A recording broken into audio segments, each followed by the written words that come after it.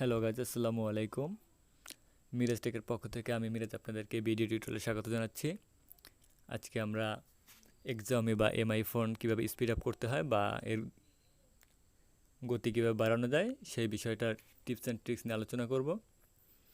তো আর কথা না বেরিয়ে আমরা চলে যাই। প্রত্যেকটা এমআই বা Xiaomi ফোনেই এই সিকিউরিটি নামে একটা অপশন আছে।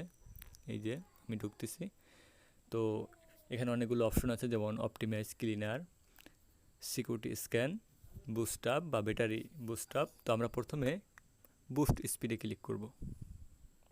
স্পিড বুস্ট হচ্ছে, দেখি এখানে প্রায় আমার মোবাইলে 1 জিবির মতো ক্যাশ ধরেছিল, সেই ক্যাশটা আমরা ডিলিট করে দিব। আচ্ছা, হ্যাঁ, ডিলিট হয়েছে। এরপরে আমরা সিকিউরিটি স্ক্যান করব।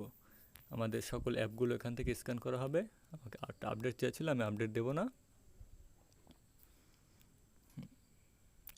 আমার সকল অ্যাপগুলো স্ক্যান করা হচ্ছে।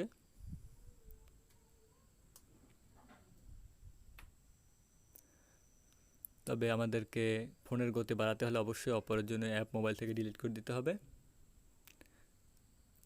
মূলত মোবাইলের স্পিড এর ব্যাপারটা র্যাম রিলেটেড। তো যত আমরা র্যামটাকে ফ্রি করে দেব, সে তত দ্রুত চলতে পারবে।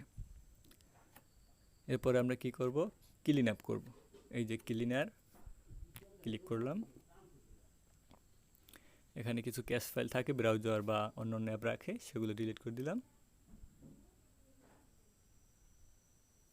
ওকে, এরপর আমরা যেটা করব, অপটিমাইজ করব। A few item can be optimised.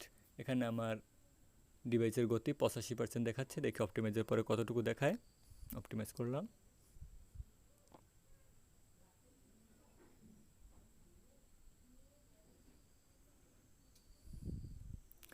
হ্যাঁ, আমার মোবাইলের গতি 100% হলো।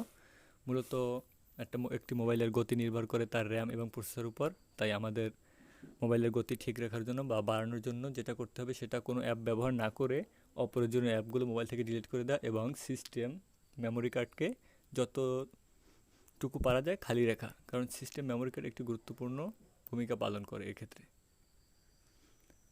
আজ এই টিউটোরিয়াল এ পর্যন্তই। যদি ভিডিওটি ভালো লেগে থাকে অবশ্যই লাইক, কমেন্ট ও শেয়ার করতে ভুলবেন না, এবং আপনি যদি আমার চ্যানেলে নতুন হয়ে থাকেন অবশ্যই সাবস্ক্রাইব করে বেল আইকনটি বাজিয়ে দিবেন।